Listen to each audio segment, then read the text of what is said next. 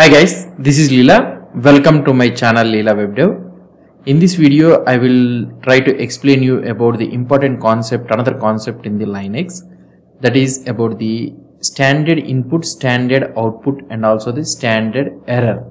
So what are these two things? So if you try to check, if I try to open this notepad, let's go to the notepad.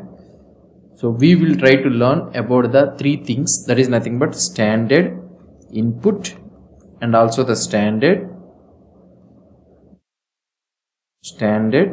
output, and the last one is the standard forget about the spellings and all those things. So just I want to explain you about this one. So in computing, standard input, standard output, and the standard error, often abbreviated as something like this: stdin, standard in, and stdout, out, and here this one will be stderr. So these are the often abbreviated as like this, are three predefined communication channels that programs use to interact with their environment. These channels are essentially data streams that allow programs to receive input, produce the output, and also send the error messages. So let's try to learn one by one each. First one is the standard input. So this is the channel where the program receives its data. So here let's say that here right now it's not a program. Let's say it's a command where the command receives its data. By default, the standard input, it is typically connected to the keyboard. So through the keyboard we will give the command or other thing, meaning you type the information that the program reads and processes. However, standard input can be redirected to come from a file instead. So that means the default one will be a keyboard, but if you want, you can redirect that one to come from a file also. We'll try to see that one. So this will be mostly useful, or mostly will be coming when we try to learn about the pipes concept. So that one we will learn it in the upcoming videos, then you will be able to understand it very easily. And the another one is the standard output. So the standard output, this is where a program writes its intended output. By default, it goes to the screen, console, or the terminal. So right now we are writing that command, and the command, the output, writes it on the screen only, where you see the results of commands or program execution.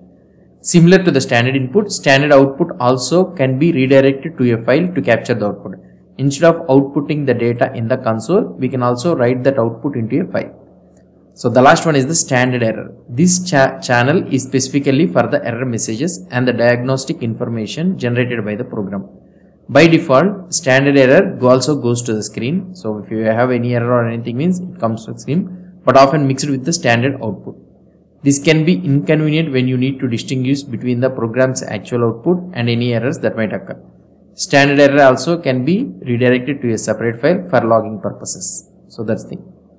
So key points to remember is these streams are predefined and available to most programs by default.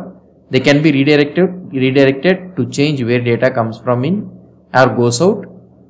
This is especially useful in shell scripting for automating tasks and capturing the program output. While standard output and standard error often appear on the screen together, they are separate channels.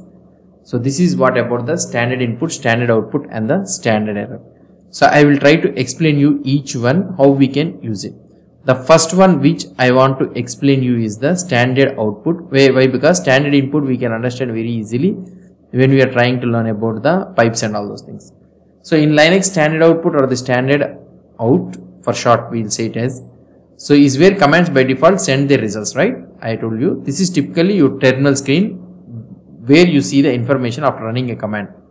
So here what I will try to do it is, for example, let's say that I am in the desktop, or otherwise we are in the to-dos list. So typically what we will try to do, so whenever we want to see the command or something like ls-l, so this is the command which we are trying to see. Now the standard output, the output by default it is outputting on the screen. So that means I am able to see it in the thing.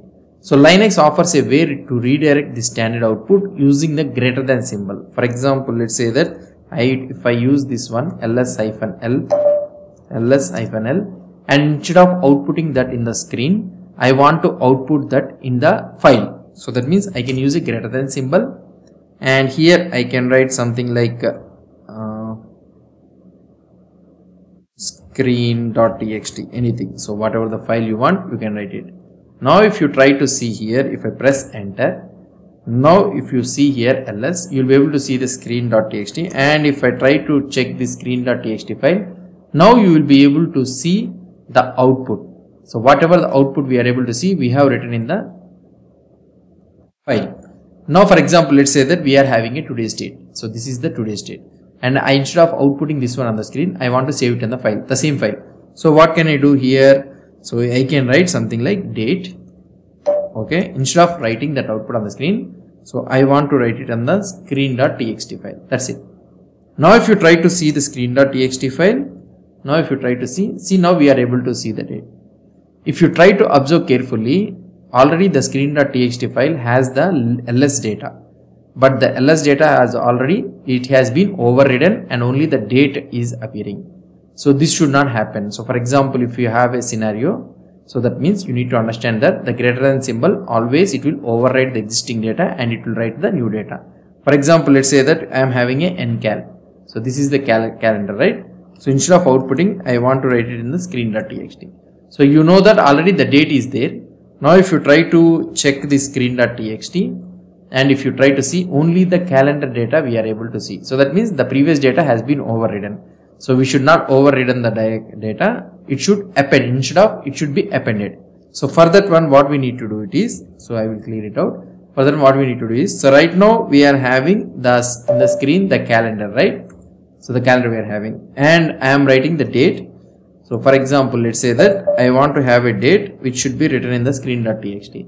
Now automatically it will be overridden. If you try to see here, it will be overridden. Now again I want to write the date data, but it should not be overridden, it should be appended. Then I need to use the double greater than. Now if you try to press enter, so if you try to see the cat, see this time 2 are there. So this is how we can append the operators. So here is how these operators, actually these things will work. The greater than operator redirects the standard output to a command file. This creates a new file if it doesn't exist, or overwrites the existing content of the file. So that is one thing.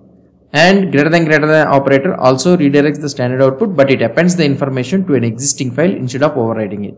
So that is the main difference between. So the additional points you need to remember is, you can use these operators with any command that produces the output.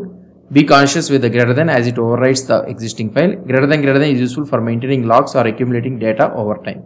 So that's what about this one. And we have another option, that is nothing but standard error.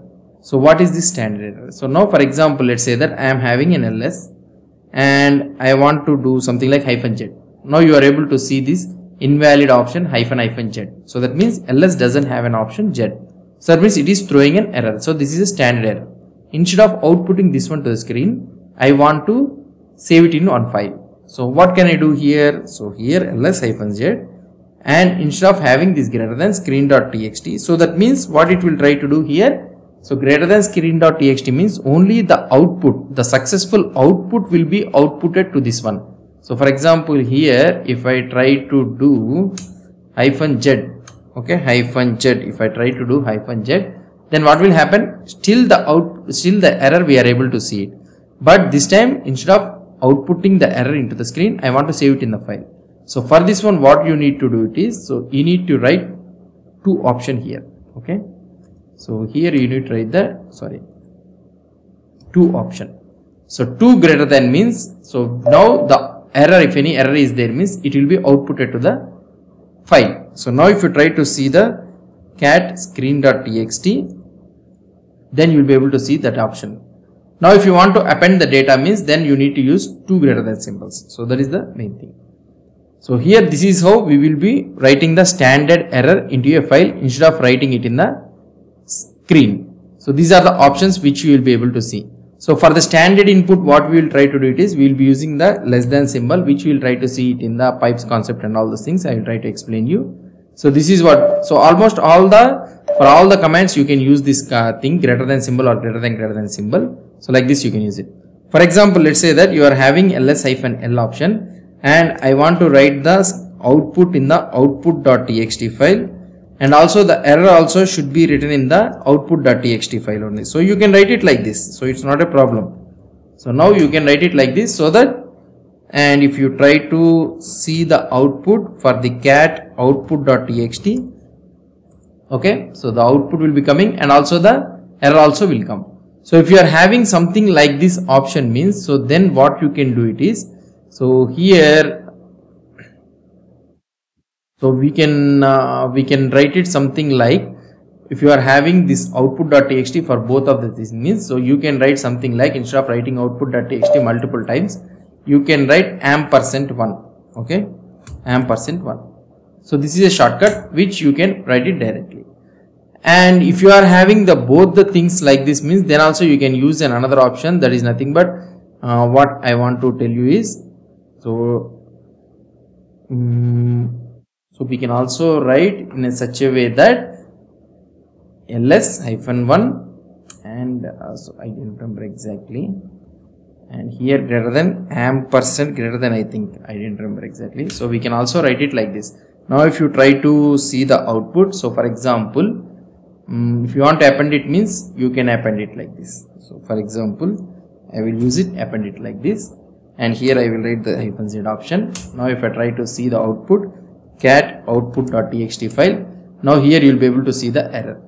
Now for example, the same thing instead of this one, and I will use -la option and I will press enter. Now if you try to see the output, see it is appended. So this is how the shortcut forms and all those things also we will be using. So this is what about the redirection, about the standard output and the standard error, how we can redirect instead of displaying it in the screen, how we can do it in the file. So this is what about the standard input, standard output and the standard error in the Linux. Hope you understood about this concept. So if you have any doubts or any suggestions, please post the comments below to this video. And if you like this video, please do support me by subscribing to my channel. Thank you.